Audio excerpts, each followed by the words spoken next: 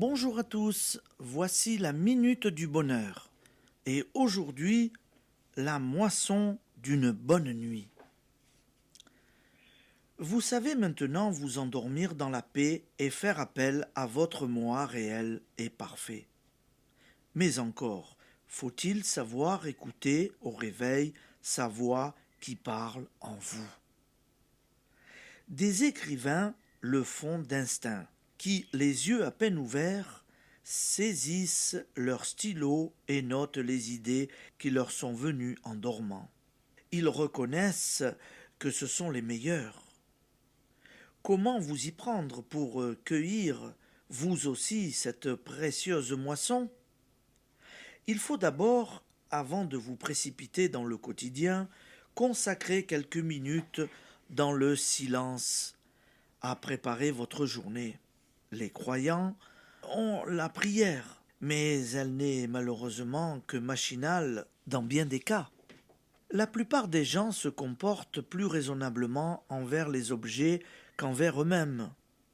La ménagère remet sa maison en ordre, sous peine de pouvoir de toute la journée s'y retrouver.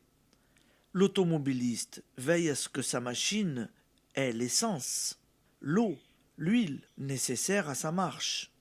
Mais combien, avant de vivre une nouvelle journée, se pose simplement la question: où en suis-je? Où vais-je?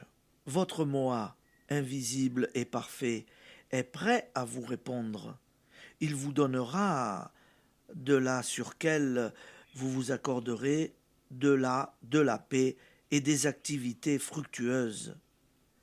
Mais il vous faut consentir tous les matins à vous recueillir un moment dans le silence. Retenez bien ceci. Silence égale concentration. Concentration égale puissance. Nos forces essentielles émanent du plus profond de nous-mêmes, de l'esprit qui est en nous.